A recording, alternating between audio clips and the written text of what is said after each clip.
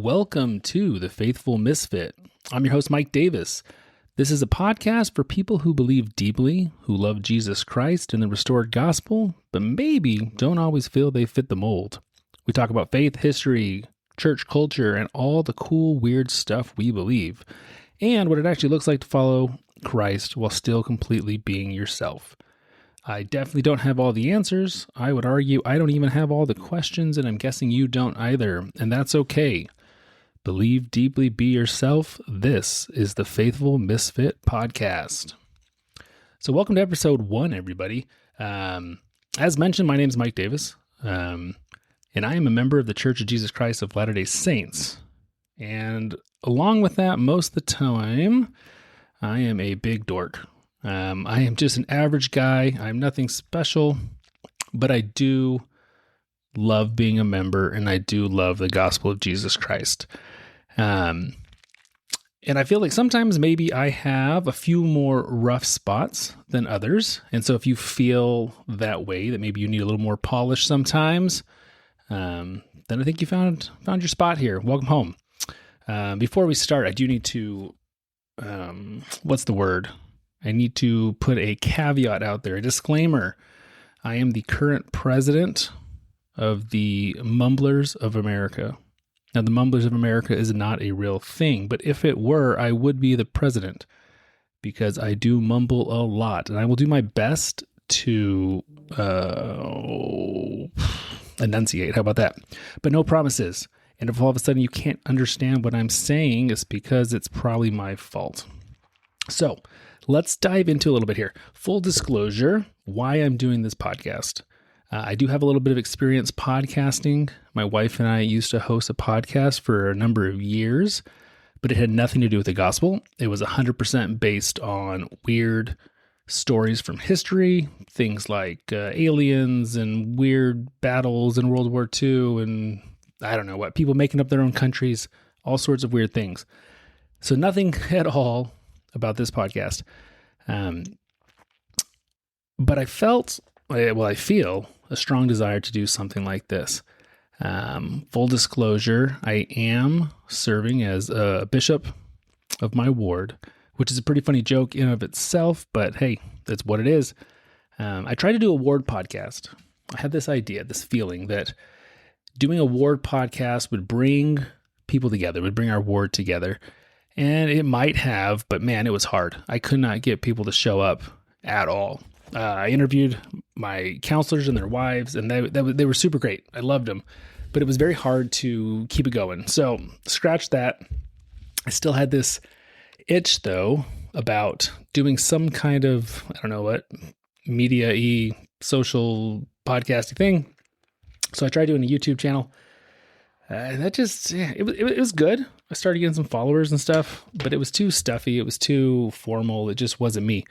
And so this is where I feel the most comfortable, just talking into a microphone. Now, I've never done a podcast by myself. So it's kind of weird just sitting here by myself talking, but you're here and I'm pretending you're here and I can see your beautiful face. So welcome. I want to start by telling a story. And I think this story is going to give a lot of insight into the reason why I'm doing this.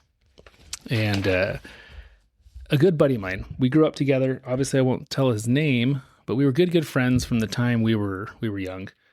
And we went on our missions within a few weeks of each other. I served a mission in Honduras, but technically most of my mission was spent in the country of Belize. And my buddy was, I think he was called to Norway. I don't remember. The reason I don't remember, he went home real soon. He actually never made it to Norway. Went home, got married, and we didn't talk a whole lot. When I got home from my mission, life, we lived in different places. We gone different ways, school, all the things. And it was maybe, I don't know, maybe 15 years later or so that he ended up getting divorced. And he got divorced in a pretty nasty way. There was infidelity involved, none of which was on his end. And he was in a bad spot. And in this time, we kind of rekindled. And we share a love of music. And so we decided to I live in Spokane, Washington. He lives in Eastern Washington, a different place. We decided, hey, we're going to meet up. We're going to fly down to Los Angeles, and we're going to go to a punk rock concert because both of us love punk rock music. And we used to go to Warped Tour and similar shows when we were teenagers. And this is what we decided to do. So this is maybe 3 or 4 years ago. So we fly down, and we've got, it's a, I don't know, it was a festival of a couple days, but we were only going to go for a day, but we were down there for a few days. So we thought, what do you do if you're two dudes hanging out in Southern California? You've got some time to kill. You could go surf. You could go to the beach. You could go to a Dodgers game. You could do anything. But what do? We go to Disneyland. Of course we do. So 2 grown men going to Disneyland together. And that was a riot. But then it was the first day. We go first thing in the morning. Now, my buddy at this time had left the church. He'd been not just inactive. He had conscientiously decided to leave. And it had probably been a few years at this point. Not a ton of time, but maybe 2 or 3 years. And he's in a pretty rough spot emotionally. So I don't really want to talk about the gospel. But at the same time, we haven't hung out a whole lot. And I don't really know where he's at with that. So we talk a lot. You know, if you ever want a good therapy session, Disneyland is the place to do it because you have ample time while you're standing around in lines all day long to talk. So we talked about, relationships and all the things, and it was awesome. But there was one point where I asked him, I felt, this is maybe the second or third day we were together, I felt, okay, I can ask him about the gospel and ask him where he's at with this. And so I brought it up as we were standing in line in California Adventure, and he had a very short, his answer was very short, very simple, and you could tell it wasn't something he wanted to talk about. But he told me, you guys just believe some weird stuff.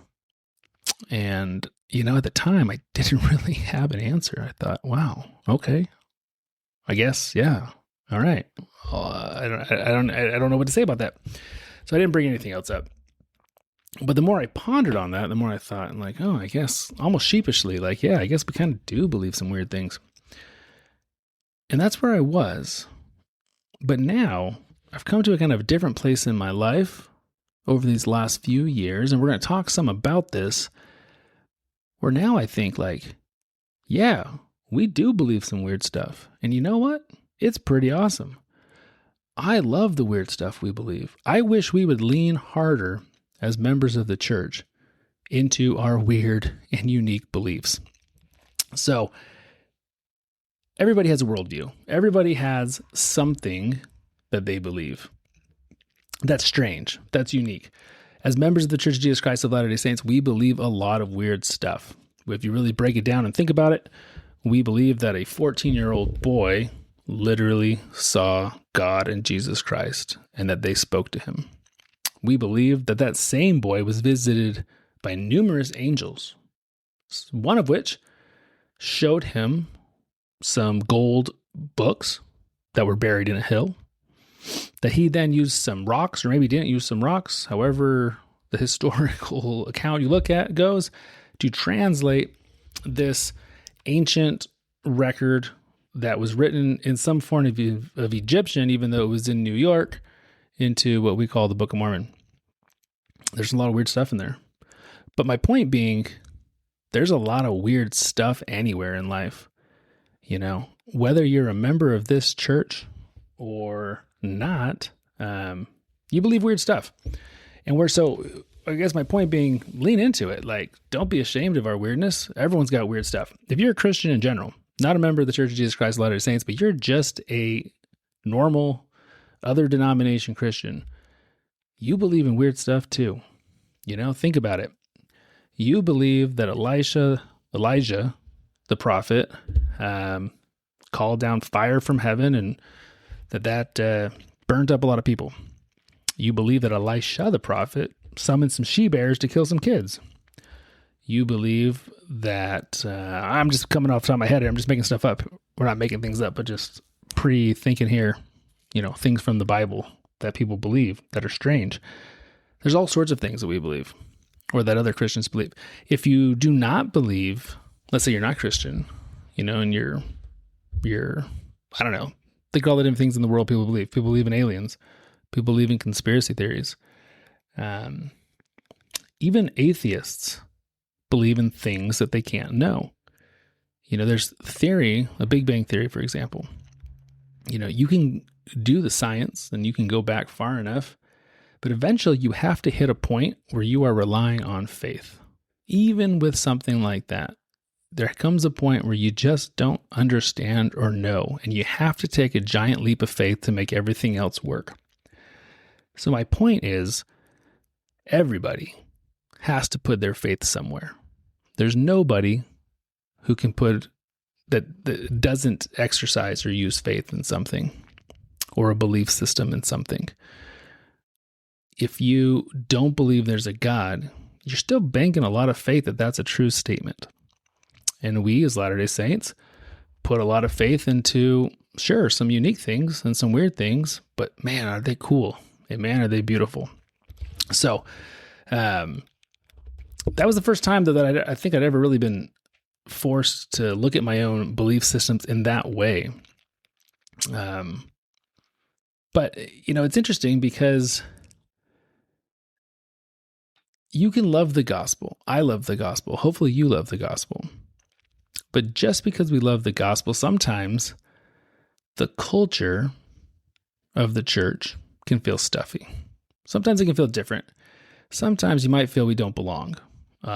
Hence the reason of this podcast. And I've got all sorts of ideas of things I want to talk about on here. And this episode might be a little rambly because it's the first one, and I apologize.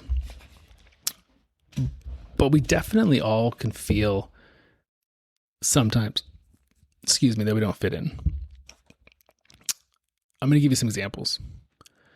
And I think it's important that we understand church culture and discipleship are not the same thing. You don't have to fit into a certain mold to be a disciple of Jesus Christ. I would argue on the contrary, actually, that the Savior wants you for you. He wants you for the unique things that you bring. Obviously, all of us are on the path of trying to become more like him. But we're not on the path to try to become more like brother so-and-so or sister so-and-so. I'll give you some examples. I have never in my life enjoyed church music, generally speaking. I mean, there's some church music I like, but I've never been a fan of like the Mormon Tabernacle Choir or the Tabernacle Choir. I don't know what they're called anymore, but you know what I'm talking about. I've never been a huge fan. I mean, it's not bad by any means, but it's not what I would choose to listen to. Growing up in the 90s and the early 2000s, EFY music was a big thing. Definitely not into EFY music. And so there were times in my life where I felt like I just don't, like on a Sunday, they want me to turn on music, but music I just really don't like. And I don't fit that bubble. I don't fit that mold. So even to this day, I don't listen to church music on Sunday, but I do find music that I really love. I find music that's inspirational to me. Most of the time it is movie scores. It's instrumental. It's inspiring. It makes me think of bigger and grander things. And that works for me. And I think we need more of that where we recognize like, hey, this isn't my thing, but I can find something else that is my thing that still lets me get to that same spot. There's also a lot of things in life that I just like that I don't know, your typical member would fit into that mold. I love reggae music. My favorite music of all time is ska music. I love punk music. I love reggae music. When my priests get together and we go do an activity, I promise you they are listening to reggae. That is what we do every time. That might be weird for some people. I love haunted houses. I love ghosts. I love creepy things. Now, as I grow and as I mature, I definitely am trying to stay away from things that would not invite the spirit. So, I'm not looking for horror things, but I mean, it's just me. I love, if you could put me in a haunted house every day of my life, I would be so happy. We bought a piano from 1898 and we put it in my living room. And the first thing I told my wife was, I hope more than anything in the middle of the night that I hear a random key being played. This thing's so old, it has to be haunted. I'm going to be so disappointed if this piano is not haunted. Guess what? It's not haunted at all. Very not haunted. If there's anyone playing it in the middle of the night, it's our kids, and they're going to be in trouble. But I love that stuff. That's just me. And, that's probably not something that fits into general LDS culture, and that's okay. I mentioned that I'm currently serving as a bishop. I've been doing that for a year and a half or so.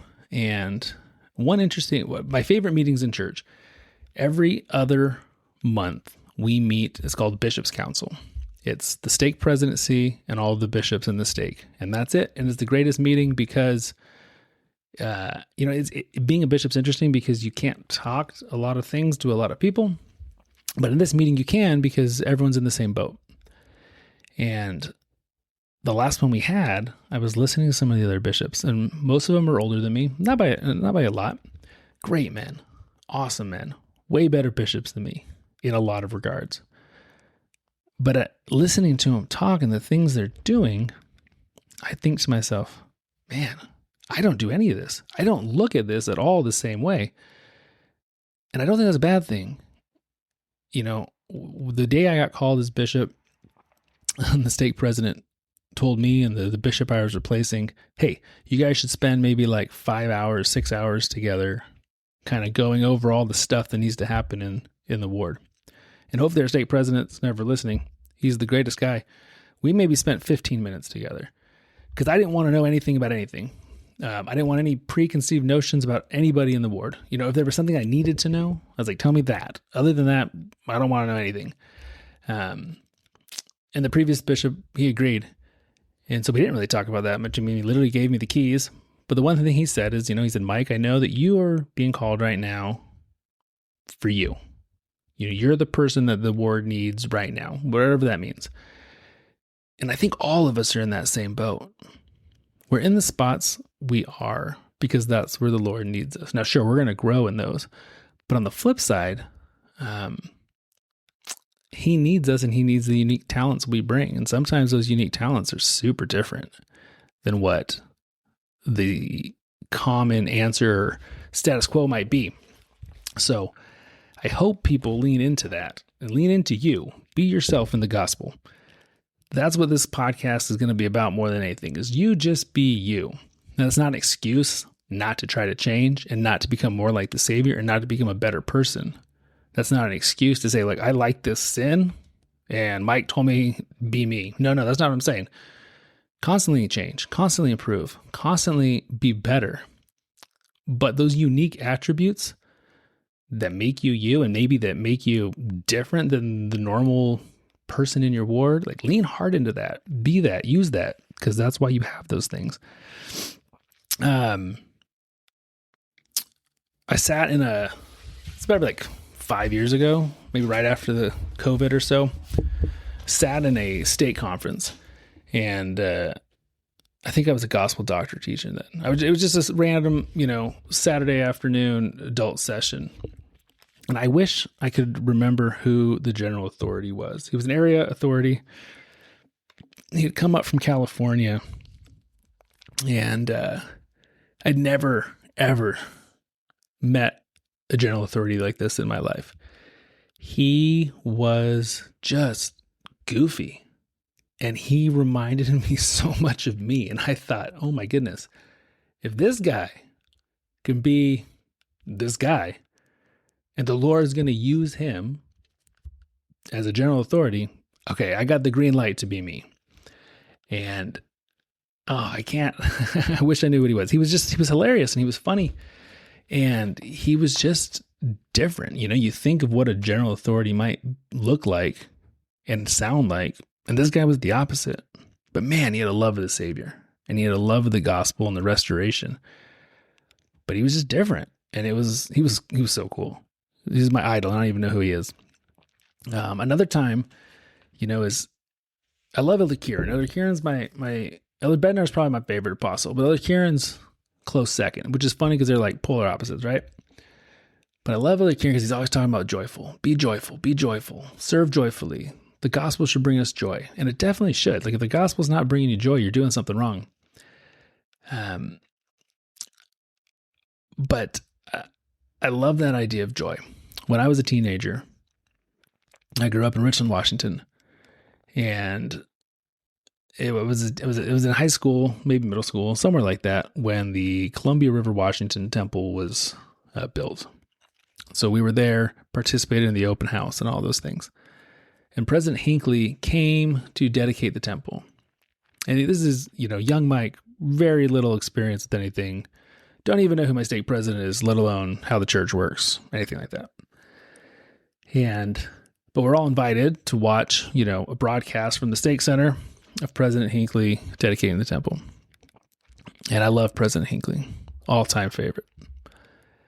And I will never forget, he showed up. And the one thing you have to understand about Richland, Washington, Southeast Washington, it is a desert. You think evergreen state, pine trees, rain, beautiful. Yeah, that's Seattle. Not at all on the other side of the state. Hot, desert, tumbleweeds literally blown around all over the backyard, and just a lot of dust everywhere.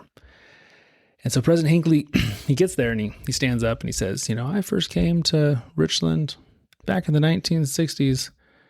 And back then it was just a dusty, desolate town, with no future or something like that. He says, and now I'm here, in the 2000s, whatever the year was, to dedicate this temple. And it's still a dusty, desolate town with no future, or whatever he says, and just cracked up. Everyone's laughing. The entire time that President Hinckley was in that temple, he was nonstop smiles and cracking jokes. I kid you not, the only time that he was serious was when he was offering the dedicatory prayer. And that made such a mark on me. Be happy. Be yourself. Do the things that make you you and serve the Lord. So, those are some thoughts.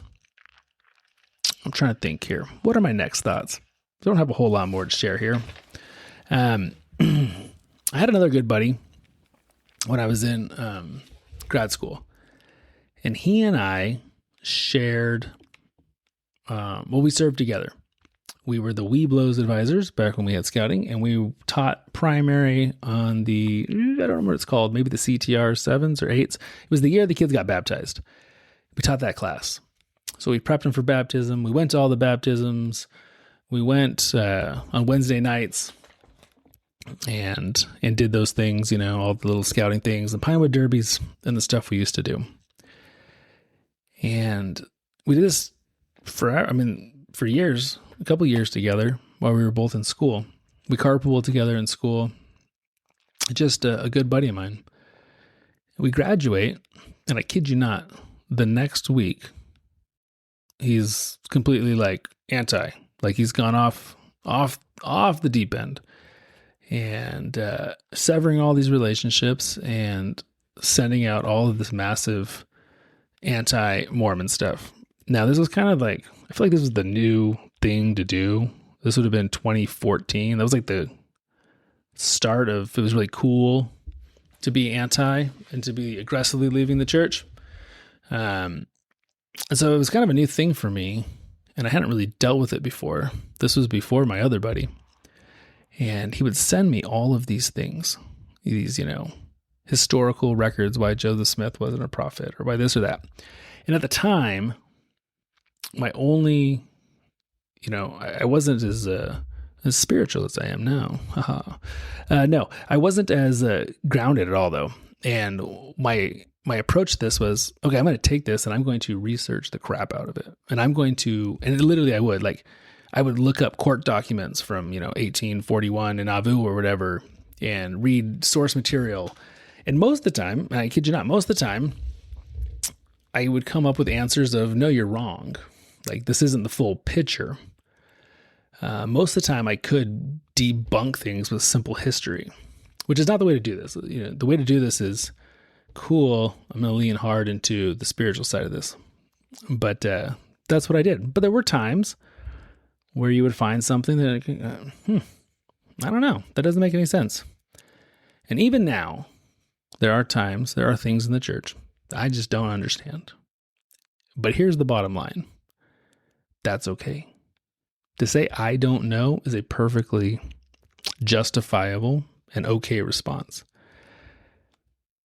Sometimes you just have to lean into faith. Sometimes that's just the way it's going to be for now. And I think saying, I don't know, this is going to sound counterintuitive, but I think honestly saying, I don't know, can sometimes be the most faithful answer that we can give. Because that is the definition of faith, right? Not being able to see something, but still believing in it. There's definitely things in church history and science and relationships, all sorts of things that I just don't have answers to. I'm sure there's lots of things that you don't have answers to. That's okay. I think some of this is to walk by faith. Well, we know that's true. I'm going to share a little, I don't know what, insight into myself. Kind of a few years ago, I don't want to ever say my faith was wavering. I think I've always had a testimony. But I had so many friends and so many associates leaving the church in droves and being so angry about it that it was challenging. And you ask yourself, am I missing something? Am I the one here that's being duped? And I remember sitting in an elders quorum, and there was a guy there who didn't come very often. And I'd actually been to a few social gatherings for school that he had been to, and where he had been drinking. So, I knew he wasn't super active, but he came to elders quorum, so hey, that was good. And he talked about, and this has touched me a lot. Well, not touched me, but I've thought about this a lot. He talked about how people bear their testimony about things they know, but they don't really know those things. And I've thought about that a lot. Like, when I say I know this or that, do I really know these things?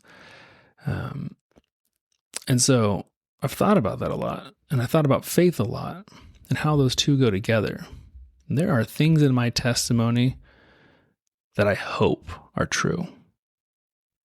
There's a lot of things that I hope are true. But one thing that I've noticed that is 100% true, and I know this for myself because I've lived it, is that when I live the gospel of Jesus Christ as taught and restored by the prophet Joseph Smith, my life is better. My life is more joyful. I am filled with hope. I can tackle challenges that come better because of that hope and because of that faith in my Savior. And that's something that I've noticed. I've learned, I've seen, I've felt, I've lived. I don't know all the things, but I do know that when I am doing the things that I'm supposed to be doing, my life is better. I'm happier. Things go smoother. Relationships are better. So I made a conscious effort a few years ago that, ripping off President Uchtdorf's quote and probably saying it wrong, but I was going to doubt my doubts, not worry about those things. And I'm just going to lean all in on the gospel and all in on doing the things that I feel I need to do. I'm going to get up and I'm going to say my prayers. I'm going to read my scriptures every day of my life. I'm going to go to church. I'm going to fulfill my callings, whatever that might be. Before I got called as bishop, I was our primary chorister, which was awesome. I don't play anything really. Not very musical. I don't really know anything about music. And that was one of the greatest callings of all time. It doesn't matter where we serve. Doesn't matter what callings we have, as long as we are all in about it, then that's all that matters. I promise you, and I can testify if that's the word we want to use, that choice to go all in has made all the difference in my life.